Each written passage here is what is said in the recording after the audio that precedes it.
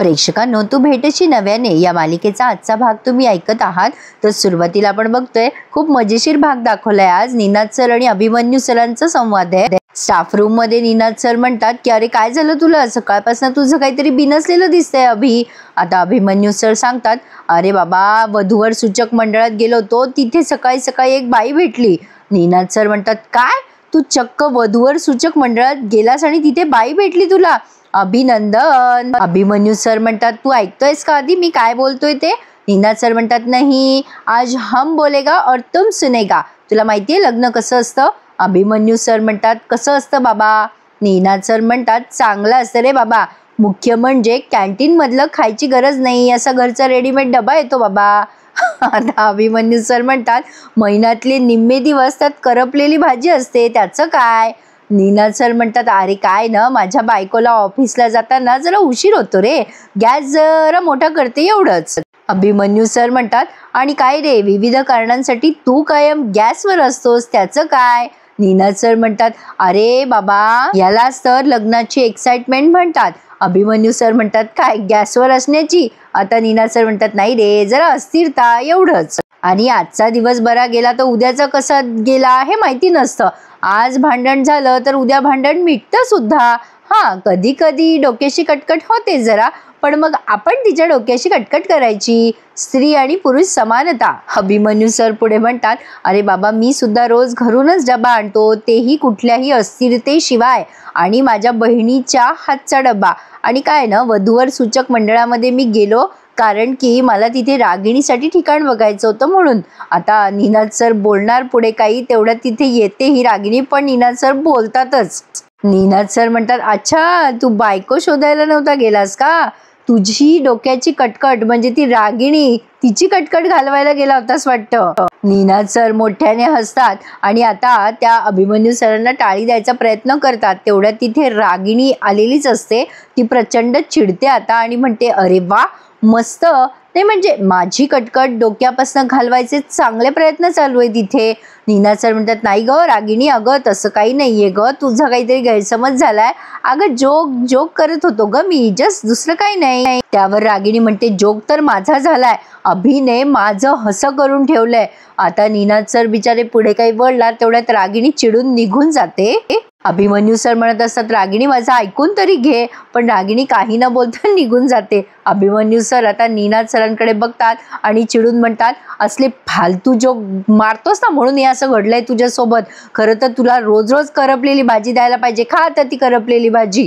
आता निनाद सर म्हणतात राहू दे रे माझं, तू तर लग्नाच्या आधीच गॅसवर आहेस, मी तर लग्नानंतर आहे गॅसवर.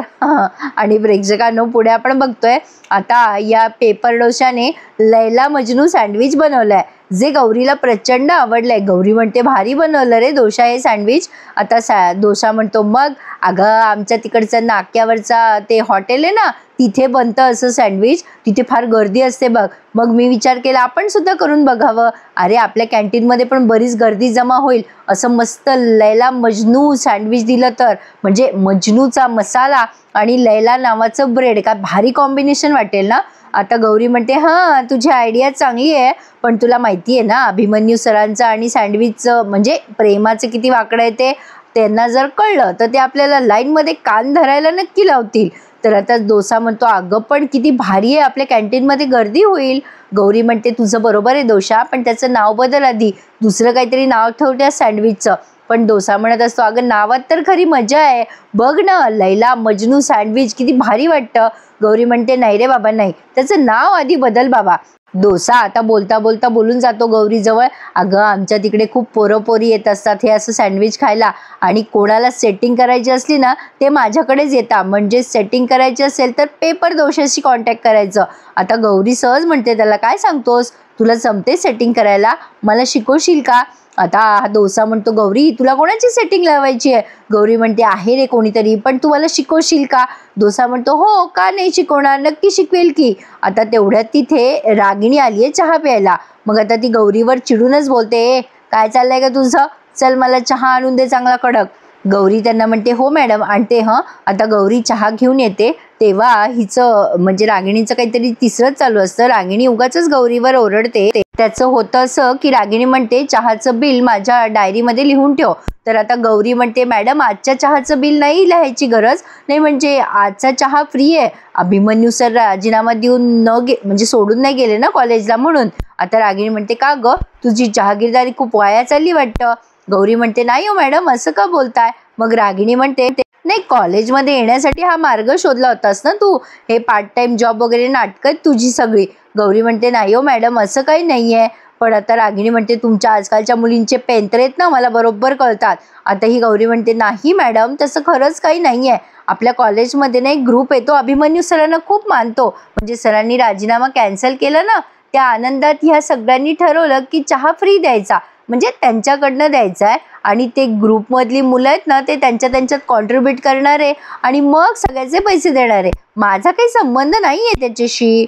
रागिणी म्हणते नशीब ग बाई तुझा कुठेतरी संबंध नाही आहे. आणि कसं आहे ना अभिमन्यू सरांच्या बाबतीमध्ये तू काही न केलेलंच बरं. त्यांनी राजीनामा मागे घ्यावा म्हणून तू गोळा केलंस ना सगळ्या विद्यार्थ्यांना. हे बघ तू अभिमन्यू सरांच्या मध्ये जाऊ नकोस हा. आता ही रागिणी जेव्हा बोलत असते तेव्हा गौरी हसायला लागते. मग रागिणी चिडते आणि म्हणते काय ग हे मूर्खासारखी काय हसतेस, जोक मारला का मी. अभिमन्यूच्या वाट्याला जर का गेलीस ना तर याद राख माझ्या इतकं वाईट कोणी नाहीये. गौरी हसत हसतच म्हणते हो मॅम मी अभिमन्यू सरांच्या वाट्याला अजिबात जाणार नाहीये. तेवढ्यात आता तिला फोन आलाय रागिणीला आणि ती निघून जाते. गौरी आवाज पण देते मॅडम चहा घ्या ना, पण आता ती काही न बोलता निघून जाते रागिणी. मग आता ही गौरी विचार करते अरे मॅडम जलस झाल्या वाटतं, म्हणजे अभिमन्यू सरांबद्दल मॅमला सुद्धा काही वाटत असेल का. हाँ म्हणजे आग तो दोनों तरफ बराबर लगी है. गौरीचा गोड गैरसमज झालाय बाकी काही नाही. पण आता बघा प्रेक्षकांनो इथून पुढे भारी आणि भयंकर गैरसमज झालेले आहेत आणि मजा आली हे बघताना. तर आता इकडे रागिणी तिच्या भावाशी बोलते शेखरशी काय रे काय प्लॅन केलायस तू शेखर. तर आता शेखर म्हणतो हे बघ प्लॅन भारी केलाय मी पण काम तुला करावं लागेल ना. रागिणी म्हणते कसला प्लॅन केलाय ते तर सांग. आता हा शेखर म्हणतो अगो असला प्लॅन केलाय भारी मी, तो अभिमन्यू आहे ना अभिमन्यू त्याचं हृदय आहे ना दगडाचं त्याला सुद्धा पाजर फुटेल आणि असं नाही झालं ना तर तू माझं आडनाव राजे शिर्के ठेवून दे आता. आता शेखरला त्याची बहीण म्हणते तू मूर्ख आहेस का रे, त्यांच्या घरात राहतोय ते कमी आहे का, उगाच सव्वाच्या सव्वा गोष्टी कशाला करतोस रे, तुला अभिचा स्वभाव माहित नाही का कसा आहे ते. आता शेखर म्हणतो आधी प्लॅन तर ऐकून घे माझा. आता यांचा काहीतरी प्लॅन ठरलाय प्रेक्षकांना. आता त्या प्लॅन प्रमाणे ही रागिणी वागते पण आता पुढे कशी ती गोत्यात येते ते बघा. म्हणजे छानच दाखवलाय आजचा भाग त्यांनी. आता कॉलेज संपलंय आणि अभिमन्यू सर त्यांच्या घरी जात असतात आणि तिथे एक गुंड म्हणजे तो गुंड दुसरा तिसरा कोणी नसून गौरीचा काका आहे प्रेक्षकांनो. आता तो हेल्मेट घातलेला आहे त्यामुळे तुम्हाला सध्या दिसणार नाही पण आता तो या रागिणीची छेड काढत असतो आणि रागिणी ओरडत असते वाचवा वाचवा करून. मग अभिमन्यू सर हिरो सारखी एंट्री घेत तिला वाचवतात आणि म्हणतात काय रे हिम्मत कशी होते तुमची, अशी बायकांची छेड काढता का. रागिणी पोलिसांना फोन लाव पोलिसांना फोन. रागिणी आता घाबरते पण आता तेवढ्यात तो काका हिसका देतो अभिमन्यू सरांच्या हाताला आणि पळून जाण्यात यशस्वी होतो. आता गौरी हे सगळं बघते पण तिने तिच्या काकांचा चेहरा नेमका बघितला नाही त्यावेळेला काका पळून गेले. आता हे अभिमन्यू सर येतात रागिणी जवळ आणि म्हणतात रागिणी तू पोलिसांना का फोन नाही केलास ग. अभिमन्यू सर आपुलकीने तिला विचारतात तू ठीक आहेस ना रागिणी. पण रागिणी म्हणते तुला काय फरक पडतो रे, मी असो ठीक नसो ठीक एकट्या बाईला असंच जगावं लागतं. आता अभिमन्यू सर म्हणतात बरी आहेस ना रागिणी, एकटेपणाचं काय खूळ घेतलंयस ग डोक्यामध्ये. रागिणी म्हणते बाईचं एकटेपण आणि पुरुषाचं एकटेपण यात फरक असतो अभि, तुला नाही कळणार हे सगळं. अभिमन्यू सर म्हणतात तू एकटी नाही आहेस, आम्ही आहोत सगळे तुझ्या सोबत. त्यावरती ही रागिणी म्हणते चेष्टा करतोस का रे माझी, एकटी म्हणजे बिन लग्नाची आहे मी असं बोलतेय तुला. अभिमन्यू सर आता टेन्शनमध्येच आलेत जरा. आता ही खूप काही ऐकवते त्यांना. रागिणी म्हणते तुला काय वाटलं गळ्यामध्ये मंगळसूत्र नसलं तर लोक वाईट नजरेने बघत नाहीत, नाही म्हणजे तुला माहिती नसेल अभि पण गळ्यात मंगळसूत्र नसलं ना तर लोक जास्ती वाईट नजरेने बघतात. लोकांना कळतं की ही बाई अवेलेबल आहे म्हणून, ही सिंगल आहे म्हणून. आता हे अभिमन्यू सर म्हणतात रागिणी काय बोलतेस. आता रागिणी म्हणते तुला राग आला ना, मी फक्त बोलते तर तुला एवढा राग आलाय तरी नशीब तुला या अशा पद्धतीच्या नजरा कधी झेलाव्या नाही लागला, नाही म्हणजे तुला घाणेरडे स्पर्श सहन नाही करावे लागले रे. तू पुरुष आहेस ना, सुखी माणूस आहेस तू, तुला काय कळणार रे एकट्या बाईचं दुःख काय असतं. तेव्हा हे अभिमन्यू सर म्हणतात, रागिणी मला एकटेपणाचं दुःख कळतं. हे बघ, इनफॅक्ट मी आजच वधूवर सूचक मंडळामध्ये जाऊन आलोय, तुझं नाव नोंदवून आलोय मी तिथे. पण आता रागिणी म्हणते, सिरियसली? मी 17 वर्षापासून तुझी वाट बघते आणि तू मला दुसऱ्याच्या गळ्यात मारायला निघालायस अभि. आता गौरीने हे सगळं ऐकलंय बरं का प्रेक्षकांनो, आणि गौरीला या सगळ्याची खूप मोठी किंमत चुकवावी लागणार आहे. आता ही रागिणी म्हणते, भलत्याच माणसाशी लग्न करून देणं तुला माझ्या एकटेपणाचा उपाय वाटतोय का अभि? गौरीने या दोघांचं पूर्ण बोलणं ऐकलंय. आता अभिमन्यू सर म्हणतात, अगं लग्न अशीच ठरतात रागिणी. त्यावर रागिणी म्हणते, अशीच? अरे मी गेल्या 17 वर्षापासून तुझी वाट बघतेय, मला माहितीये तुला माझी कटकट होतीये ना, तुला माझी पाठ सोडायची आहे. तुम्हाला नाही, एक सांगते मी मिस्टर अभिमन्यू राजे शिर्के, मला तुमचं प्रेम हवंय, तुमची दया नकोय मला. आता रागिणीने स्पष्टपणे अभिमन्यू सरांना सांगितलंय. मग आता ही गौरी विचार करते, बाप रे, रागिणी मॅम 17 वर्ष थांबल्यात अभिमन्यू सरांसाठी आणि त्यांनी लग्न पण नाही केलंय. आता रागिणी निघून जात असते तेव्हा अभिमन्यू सर म्हणतात, थांब रागिणी. रागिणी म्हणते, गेली 17 वर्षे मी थांबलेलेच आहे रे अभि, सगळं ऐकलं मी तुझं आतापर्यंत. तू मला सांगितलं प्रोफेसर हो, मी प्रोफेसर झाले. तू मला म्हणालास इंग्लिश शिक, मी इंग्लिश सुद्धा शिकले. तुझ्याच कॉलेजमध्ये मी नोकरी केली आणि तुझ्याशी प्रोफेशनल रिलेशन ठेवले. पण आपलं काहीतरी नातं आहे हे तुला कळायला हवं होतं अभि. अभिमन्यू सर म्हणतात, हे सगळं मी तुझ्यासाठी केलं ना रागिणी. कोणासाठी केलं? अगं तू माझ्या बहिणीच्या नवऱ्याची बहीण आहे म्हटल्यावर तू वशिलाने आलीस असं सगळ्यांनी म्हटलं असतं, पण नाही, तू स्वतःच्या मेहनतीने इथपर्यंत पोहोचली आहेस तू. मी तुला फक्त मदत केली आहे ग रागिणी. पण रागिणी म्हणते, हो चुकलं, खरंच चुकतच आलं रे माझं अभि आतापर्यंत. तू जे जे काही माणुसकी म्हणून केलंस ना, ते मला असं वाटलं की कदाचित तुझं प्रेम आहे माझ्यासाठी, तू खूप प्रेम करतो ना म्हणून तू केलंस असं मला वाटायला लागलं होतं. आता सुद्धा जी मला मदत केली ती तू दया म्हणूनच केली आहेस ना. अभिमन्यू सर म्हणतात, रागिणी तू रागात आहेस सध्या, तू चल मी सोडतो तुला घरी. पण रागिणी म्हणते, नाही, मला तुझ्या बरोबर यायचं नाहीये आणि दया दाखवायचा प्रयत्न करू नकोस मला. जा तुझा तू, परत जा इथून. आता अभिमन्यू सर म्हणतात, अगं रागिणी पण ऐक ना ग. आता रागिणी म्हणते, काही गरज नाहीये असं वागवून. नाही, असं वागवून मला तू हे रिअलाइज करून देतोयस की मी किती एकटी आहे, किती बिचारी आहे. काही गरज नाही या सगळ्याची, तू जा इथनं आता. अभिमन्यू सर बिचारे चुपचाप निघून जातात तिथून. पण गौरीने हे सगळं ऐकलंय. अभिमन्यू सर आता काहीच न बोलता निघून जातात तिथून. पण आता रागिणीला अचानक गौरी दिसते तिथे रोडवर आणि रागिणी तिला आवाज देते, ए तू चल इकडे ये. आता गौरी घाबरते जरा आणि म्हणते, काय मी? आता रागिणी म्हणते, हो तूच, चल इकडे ये. काय ग, काय गंमत बघत होतीस आमची? सिनेमा चालला होता का इथे रस्त्यावरती? दुसऱ्यांच्या आयुष्यात ढवळाढवळ करण्याची तुझी सवय फार जुनी आहे हा. नाही म्हणजे तुला सवयच आहे म्हणा तशी. पण आता माझ्या आणि अभिमन्यूच्या आयुष्यात तू ढवळाढवळ केलीस ना, तर याद राख, सोडणार नाही मी तुला.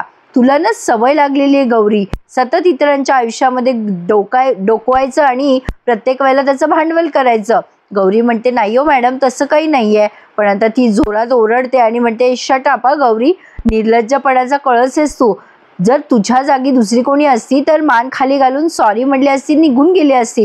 तू तर वाद वाढवण्यात एक्सपर्ट आहे, तू जा ग इथून, चल निघ. आता ही गौरी सॉरी सॉरी म्हणून तिथून निघून जाते. पण आता गौरी गेल्यानंतर ही मोठ्याने हसायला लागते आणि विचार करते, वा कमाल अभिनय केलाय मी, म्हणजे माझ्या या अभिनयामुळे ही गौरी इथून निघून गेली. व्हेरी गुड रागिणी. नाही म्हणजे काय आहे ना गौरी, तू अशी चुकीच्या वेळी चुकीच्या जागी अशी टपकते ना, ती माझ्या फायद्याची ठरणार आहे. आता रागिणीने तिचा नवीन प्लॅन चालू केलाय.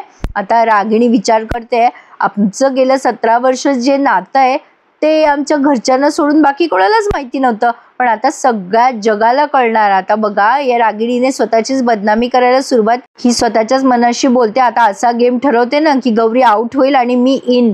तर आता बघा प्रेक्षकांनो, कॉलेजमध्ये सगळेजण एका बेंच भोवती गराडा घालून उभे आहेत दुसऱ्या दिवशी पहाटे, आणि त्या बेंचवरती लिहिलेलं असतं, रागिणी लव्ज अभिमन्यू. आता ती गौरी येते तेव्हा सगळेजण म्हणतात, बघ ना काय करून ठेवलंय आपण, असं जास्ती मोकळीक देतो ना सगळ्यांना म्हणून हे सगळं असं घडतं आपल्या कॉलेजला. आता ती दुसरी ती डॉली म्हणते, हे पिऊन दादा काय झोपा काढत होते का? तर आता बघतोय आपण प्रेक्षकांनो, ही गौरी म्हणते, अगं काय ये दाखव तरी मला. तर समोर बघते तर काय, त्या बेंचवरती लिहिलेलं असतं रागिणी लव्ज अभिमन्यू. आणि आता लगेच रागिणी येते आणि गौरी घाबरते. बघा ना, आतापर्यंत एकही लेक्चर दाखवलं नाही रागिणीचं यांच्या वर्गावर आणि अचानक आज लेक्चर घ्यायला आली आहे रागिणी. तर आता रागिणी म्हणते चला सगळ्यांनी नोटबुक आणि बुक काढा, मी दिलेला प्रोजेक्ट कुठे, चल काढा. ए गौरी तू दाखव प्रोजेक्ट. आता ही गौरी दाखवत म्हणजे नसते दाखवत, तेव्हा ही मुद्दाम आता ती बॅग घेते तिच्या हातातनं हिसकावून आणि बघते तर काय, त्या बेंचवरती असं लिहिलेलं. हे सगळं लिहिलेलं बघून ती रागिणी प्रचंड चिडते आणि म्हणते हे सगळं कोणी लिहिलंय, मला पटकन खरं खरं सांगा. कोणी कबूल होत नसतं. मग ही जोरात ओरडते रागिणी आणि आता गौरीला दरवाजाजवळ हात ओढून तिचा घेऊन जाते आणि म्हणते गौरी काल तू सगळं आमच्या दोघांचं बोलणं ऐकलं होतंस ना, तू हे मुद्दाम केलंस ना, मला खरं खरं सांग. मी काय म्हणते गौरी, खरं सांग, खरं बोल. गौरी म्हणते नाही हो मॅडम, मी हे सगळं मुद्दाम नाही केलंय. पण रागिणी तिला बरंच काही बोलून घेते की तुझ्यासारख्या मुलींना मी ओळखते, तुम्ही अशाच असता वगैरे वगैरे. आधी तर विचारते की या बेंचवर कोण बसतं, मग आता ही डॉली म्हणते गौरीच बसते नेहमी, ती टॉपर आहे ना म्हणून. मग आता मात्र हिचा रागिणीचा पारा चांगलाच चढलाय. आता खरं तर हा रागिणीच्या प्लॅनचा भाग आहे प्रेक्षकांनो. हिला जाणून बुजून या गौरीला अडकवायचंय आणि अभिमन्यूचं आणि तिचं नातंच चव्हाट्यावर आणायचंय. पण आता बघा, हा भाग त्यांनी इथेच पूर्ण केलाय. पुढच्या भागामध्ये आणखीन मोठा तमाशा होणार आहे, कारण रागिणीने या गौरीकडनं कबुली जबाब लिहून घेतलाय की हे सगळं गौरीनेच केलंय. म्हणजे ते जे ऑइल पेंटने काढलंय ना हाता बेंचवरती, ते सगळं गौरीने लिहिलंय असं या रागिणीने तिच्याकडून लिहून घेतलंय. आता अभिमन्यू सर तिथे माईकवर अनाउन्समेंट करतात, ज्यांनी कोणी हे केलं असेल त्याने समोर यावं. तर आता लगेच रागिणी गौरीला अशी त्यांच्याकडे लोटते आणि म्हणते हिने केलंय हे सगळं, तिने आत्ता मला कबुली जबाब दिलाय. आता रागिणीला अभिमन्यू सरांना रागिणीवर काही विश्वास नाहीये असं दिसतंय. आता ते ती चिठ्ठी हातात घेऊन वाचतात व्यवस्थित आणि म्हणतात काय, ह्याने केलंय हे सगळं, मला नाही वाटत. म्हणजे बघा, अभिमन्यू सरांचा सुद्धा रागिणीपेक्षा जास्त इतरांवर विश्वास आहे. पण आता बघूया हे सगळं नेमकं कांड कसं बाहेर येतंय. प्रेक्षकांनो, माझी तब्येत बरी नसल्यामुळे आवाज जरा माझा नीट येत नाहीये, पण तब्येत बरी नसून देखील मी तुम्हाला रिव्ह्यू देतेय. माझ्या या एफर्टसाठी एखादा प्लीज लाईक करायला विसरू नका आणि माझं चॅनल आवर्जून सबस्क्राईब करा. तू भेटेशी नव्याने या मालिकेचा रिव्ह्यू ऐका आपल्या चॅनलवर आणि सोमवार ते शुक्रवार रोज 8 वाजता बघा सोनी मराठीवर. तर नक्की रिव्ह्यू आवडल्यास लाईक करा, शेअर करा आणि सबस्क्राईब करा. धन्यवाद.